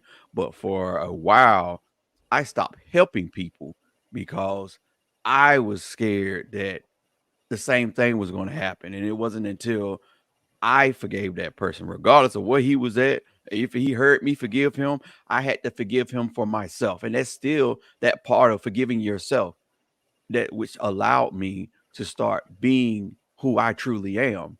And I know that I love helping people, but it wasn't until I forgave that person that allowed me to start being that again. So I definitely understand where you're coming from, Mr. James. And I think that's an important thing to address too, because you mentioned about forgiving that person, whether they hurt you, forgive them or not, right? And so one of the things we definitely have to address is forgiving someone without the apology, right? Because a lot of times we're holding on to unforgiveness to people who can't apologize anymore, right? People that did something wrong to you that you're still holding on to. That person dead, buried. You know what I'm saying? They went on and passed on to a whole nother life. But you're like, no, I'm going to kick dirt on their grave every chance that I get because I'm still holding on to something. But they can't apologize. They can't make amends. They can't do anything now, right? Because they're not in that space. So again, the only thing you can control is yourself. So now, you know what? I got to let you go, even though part of me don't want to. Part of me wants to continue to hate you for what you did to me. But also the other part of me that is still living, that is still growing, that still wants to love and experience love to those who are actively in my life, I have to forgive you so I don't end up hurting those that's coming after you, right? I have to forgive you so I can let you go, lay you to rest where you are, and I can move forward and live with the people that's in my life now. Lay you to rest, quite literally. I love that. That is very quite literally.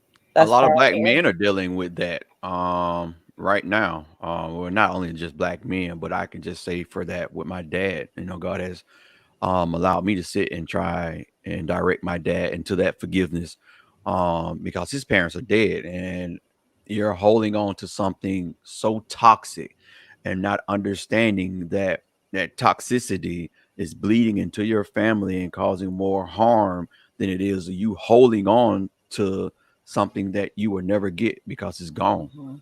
You know. And this is why I say you can't. Go ahead, Evan. Okay. I was saying that that's why you can't force an apology, or you can't force anybody to look. And you know, at that one time, I was trying to force my ex-husband to apologize, no matter what. I'm like, you left me homeless, you left me and this, that, and other, and he was just like, oh well. But again, because he's a narcissist, it didn't matter to him, you know. And so I spent years trying to force myself. And as you said, Ernest, he wasn't thinking about me. You got to the point where you blocked me. You see what I'm saying? You didn't want to take accountability. And so that did linger in my spirit.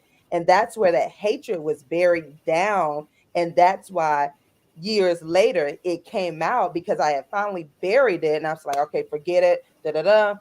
But then it was still seeping out. People don't really understand. This stuff is real. It was seeping out. Now that I'm remarried, it was seeping out in my dreams, like to the point where I'm literally going through this unforgiveness in my dreams. And now it has seeped over into my new relationship. So that's why I'm like, okay, I haven't dealt with it. I thought I forgave myself. I did in a sense, but I did not totally release any of that until that day. And even he still, but I am free. I am free. I think I did have a trigger though when somebody called me by my ex-married name, last name. I was like, oh, Trinette, who? What did you just say? What? I had to go back and read it. I had to pull my therapy notes. I said, oh, wait a minute. What do I do? Step one. But that is, you do have to start, you have to make it intentional.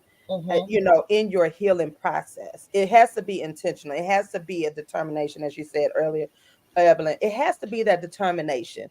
And I asked somebody. I said, I asked a young woman who's bitter, and I understand her past. I understand her trauma. And I asked. I said, "What?" I said, "Have you spoken to the person that hurt you?" No, but I see him. I said, "Oh, so you stalking him on Facebook?" You stalking them. I'm like, so what does that look like? What does that get you? Right. So why are you following this person? Right. What are you looking for? Because the more pictures that you see him with a new woman, all it's going to do is piss you off even more. It's going to set you back even more. Yeah. What is holding on? Like you were saying, Evelyn, why are you holding on to the hurt? He's been gone out your life for almost 10 years, and you are still tracking him on social media. Something that's beyond coaching. And I had to let her know, I am unable. This is not a good fit. I'm unable to coach you. You don't need a coach. You need a therapist. You need a pastor. Yeah. And because now it's deeper than that. This is not, because whatever I say to you, you're not hearing it. When I say it starts with, you're not hearing it. So this is something deep rooted. There's no reason why you should be still tracking your ex on social media. First of all, that's time consuming. Second of all, it is a process. And I think we have to have those honest conversations. Going back to what you said, Johnny, we don't have those conversations because we do automatically say, well, you got to forgive the person that offended you. But we don't really realize, we don't know what that looks like. We don't know what this whole forgiveness process looks like. And it's different. It's different with everybody. It's different from everybody. It really is. But I like the fact that, Ernest, that you are honing in on that forgiveness piece, because that is a very intricate part of our relationships. You got to have some forgiveness in it has to be relevant in your relationships. Because like I said, I know thriving couples now that they went through hell and high water. And one of my questions to one couple, I was like, and you stayed? And it wasn't even infidelity, but it was something that violated the other mate. And I was like, and you stayed? Like, why? But you know what? That's the thing that makes that couple great too. Yeah. I think folks misunderstand that as well. And I'm not saying again, you don't give that not giving that doesn't mean that you're giving that person a pass to do that to you again. Right. You know, only two great minds in that relationship are going to be able to sit down and understand, okay, that happened. And like Mr. James was just saying, that previous me thought I was doing right, but the me now knows that, oh man, that wasn't right, and I can't do that again. If I want this person that I say that I love, because I'm telling her or she's telling him that I love them, I can't do that because that is not actions of love towards that person. So And we just misunderstand that. Yeah. Also, I believe that there is some very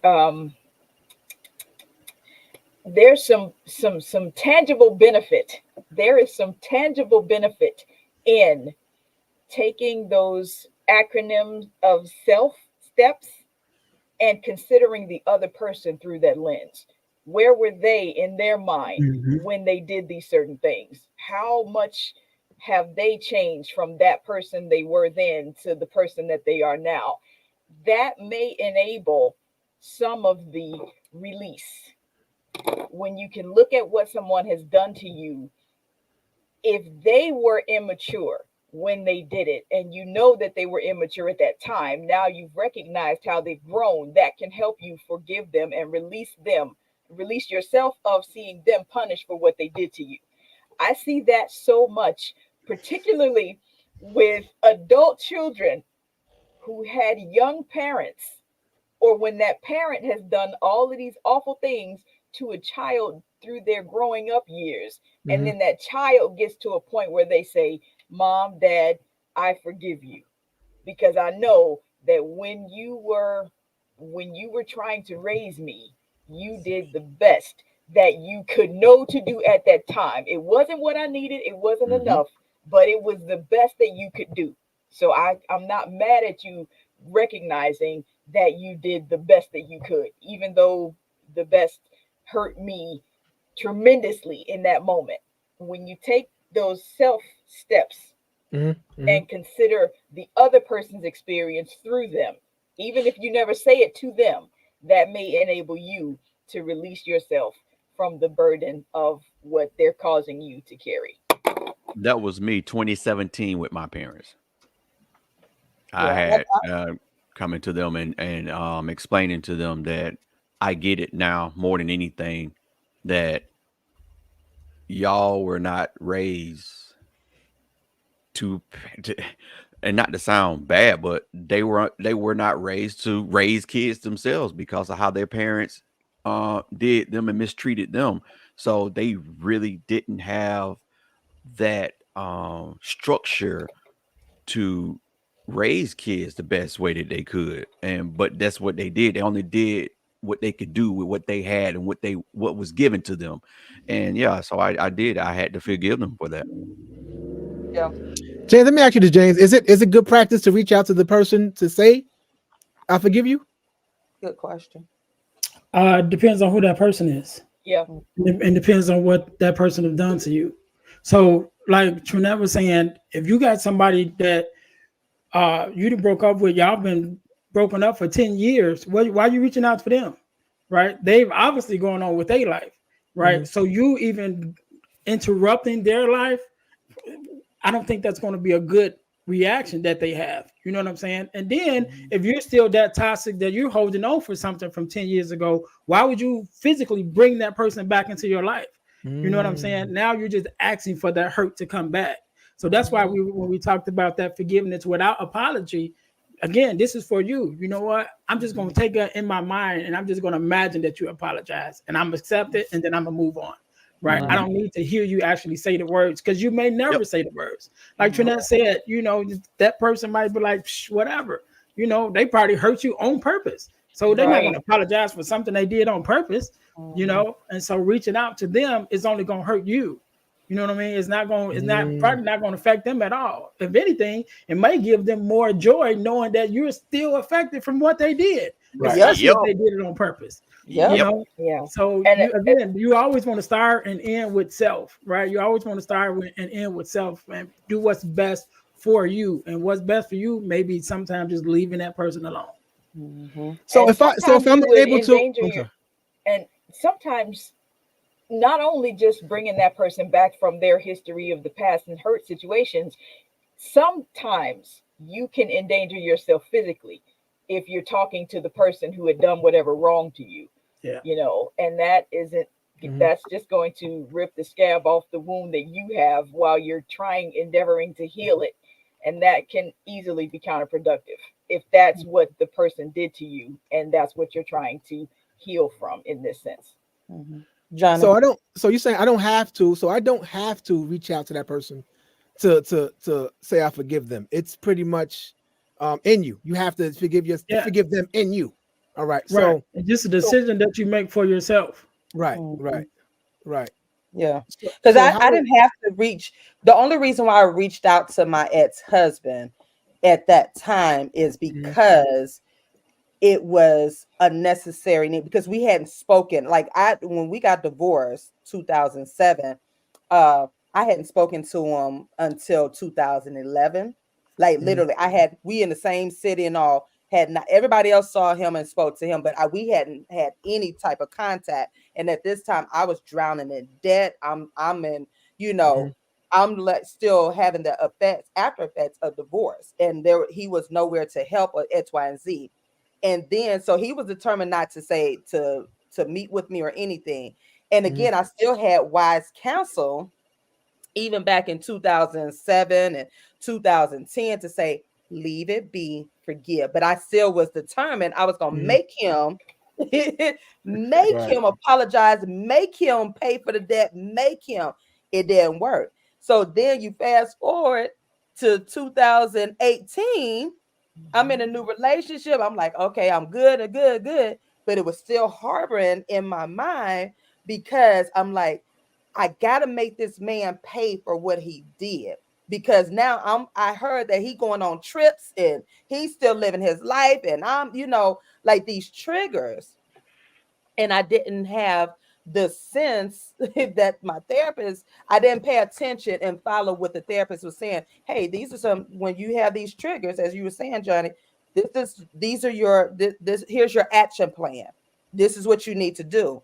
So it became more aware and it started coming. And that was God's way of saying, you got to let it go. I got it. Let me handle it.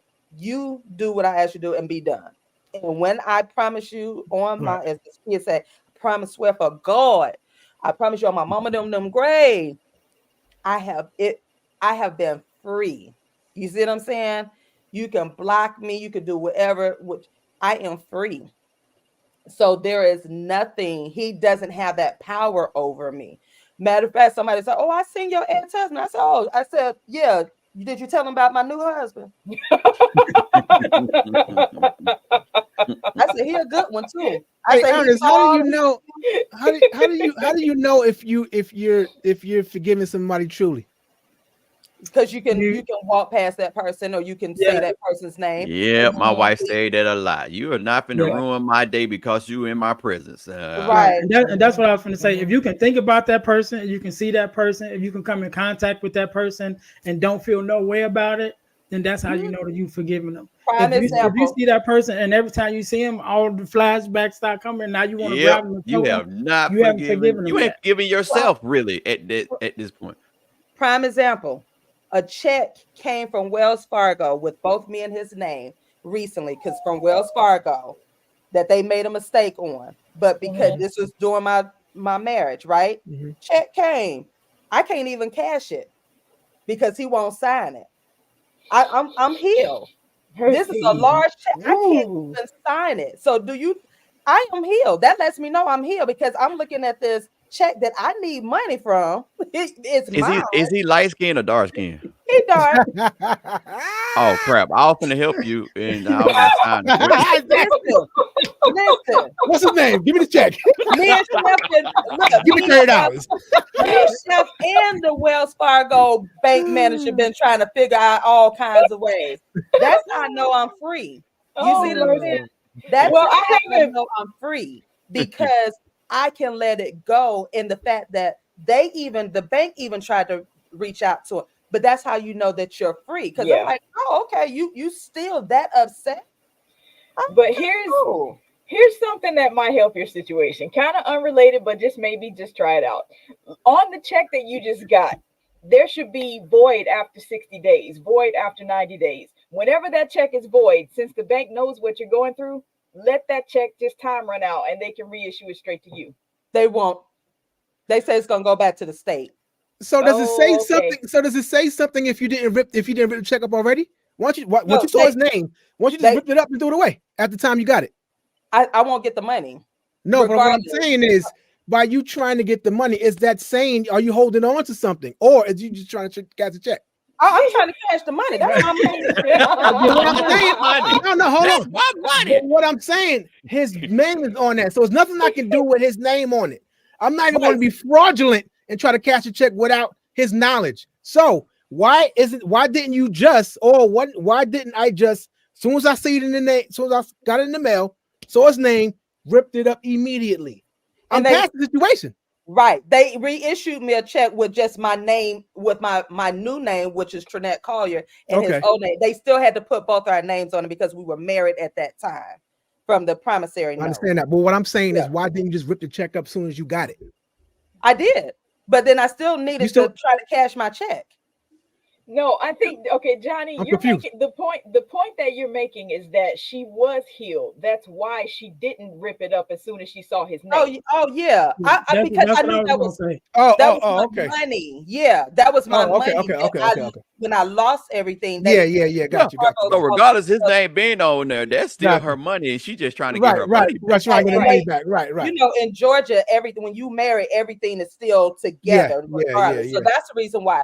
Other than that, but that's part of that healing question that you asked. How do you know you're over it? I'm over because I can look at that check and I'm like, you know what, God? Hey, if he never signs that check, guess what? I didn't even expect it. You see what I'm saying? So, but I'm good. Was I around here crying like he still? No, because I was free from him. That was just an unexpected. And I believe it was a test for me because I could have been like, whoa, woe is me, going back in the past and start thinking about all this stuff. But no, I was knocking on his door. Right, trying to put because I went from all legal ways, so, but it was that test that say, I'm done with him. This is 16 years later. I received a check that still got us tied. No, I'm good. I'm good. God bless me in a new situation, in a new marriage or whatnot. That's how you know you're free. But a lot of people are not free. And this is why they should attend a forgiveness seminar such as Earnest, because it does affect you. If you're in a relationship, it's going to affect you if you have not released it at all. Because it's a lot for people when they're unhealed. And this is why we keep seeing these relationships go head to head, because somebody is not saying, listen, I'm going through some stuff from my past. I got trauma. I need some healing. And they're not doing that. So listen, y'all, we got to wrap up real quick. This has been a powerful show. Earnest, I definitely want you let me know if you can come back next week. I feel like we need to talk about this, continue to talk about this next week or sometime this month. I don't know, Ernest. That's if she let you in. But Ernest, you see 1, 2, 3 people. That's them. But wait. She ain't gonna never forgive us. She ain't gonna never forgive us. Ernest is like, yo, they're gonna let me in. You gonna let me in? No, that's them. I was just being patient. I know how to wait my turn. I'm just like, all right, I'm back here. I guess it was the wrong date, man. Damn. I guess it wasn't this. Damn, she done messed up. Listen, real quick, I apologize, but seriously, I definitely want to have you back on so we can do a part 2 of this, because I feel like it's just needed for, our relationships and so forth. So quickly, everyone, tell us what's coming up with you, DJ Johnny Prince. Oh, I got that Be Clear Alert podcast. I got a show. Yes. I got a good brother coming up on this Sunday at 6 p.m. So make sure you follow Be Clear Alert podcast everywhere except Facebook. Thank y'all so much. Evelyn. I always enjoy being with you guys. Thank you so much again for having me. The next appearance that I have is actually scheduled on the Uncanny podcast. Okay. This Monday, we'll be talking about, will a black man ever have a safe place in this world? I'm gonna be told, baby. Like All that. right, Mr. Takeover. Well, Miss Evelyn just said everything there for me, to which I do appreciate her doing so, and I am glad to have her back on with that. But I do want to add that, like I stated in the comments earlier, the power that you give to people in the form of needing closure is so dangerous, guys, and that you really need to let that go, and that even though the world tells you that closure is needed, the only closure that you need is knowing that you're safe. It's only knowing that you're safe, because sometimes trying to get that closure puts you right back into that pit of danger. So I just want to leave y'all with that. You don't need it. Right. Thank you so much. Earnest James, what you got going on coming up? All right. First of all, thank you guys for having me. I always enjoy when I'm on here with you guys. To those who don't know me, I got 2 podcasts running right now: the Deal to Heal with James podcast and the Girl Dad Discussions podcast, which is both running right now. But since we're talking about forgiveness, the ebook, Forgiving Me, the 4 Steps to Self-Forgiveness, you guys can get a copy of that at ebooksbyejames.com. Again, that's ebooksbyejames.com. And make sure you guys go to the forgivenessmission.com to check out those free workshops that we'll be having. Again, we're having the first one of 2024, February 10th. So you guys can go there, register. It is free. We talk about forgiveness of self, forgiveness of others, forgiveness of the world, and we even talk about how forgiveness affects our bodies. So we got to talk about everything forgiveness. That's pretty much on that, and during that time. So make sure you guys go check that out. Again, that's forgivenessmission.com. No doubt. Wow, that's powerful. So please make sure you all do that, because we definitely want healing in our life. Period. And you can reach me on all social media platforms, the Mail Room, the YouTube. Make sure you're subscribed. Tell your friends. I got some good things coming up. Stay connected to the website. I am Trinette L. Collier. And get your dancing on. It is Relationship Growth Month. And, put those videos in of you dancing. You just dance 1 minute. Just 1 minute. Make sure you tag the Mail Room and all that, Johnny. I want to see that today, since y'all done left me. Yeah, that's the only way I will forgive y'all. If you show me, I knew it was gonna be a catch. I know, right? Boy, I tell you, it's always. Hey, I'm just saying. But I thank each and every one of you all. I love y'all to life. Enjoy this day. And we're gonna come back and do this again. We're gonna come back. There goes Johnny. Going out again. Well, okay. So, okay. It ain't doing. You know what? Bye, y'all.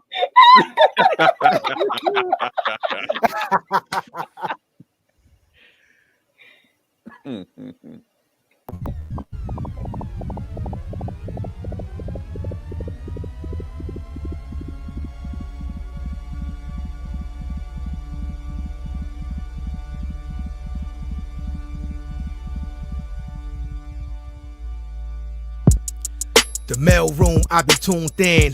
Listen in to Tashon, she be going in. Black queen for us black kings. We can learn a thing or two when we're locked in. One of the few places we can be heard. Man, I rocks with her, that's my word. The show is enlightening, engagement always enticing. I'm always come with an open mind, I'm never frightened. Guaranteed to walk away with minerals. Now that I'm thinking everything else is minuscule. We're the fools who don't protect black women. No arguing, disrespect, and that's it. Please come in peace when you call in, cause our friends ain't no slouch, fair warning. The mail room, messages from him. Y'all better listen if you wanna win. The mail room to stay, the mail room, yes, it's here to stay. Messages from him, tune in. The mail room to stay, the mail room, yes, it's here to stay. Messages from him, tune in. The mail room to stay, the mail room, yes, it's here to stay. Messages from him, tune in. The mail room to stay, the mail room, yes, it's here to stay. Messages from him, tune in.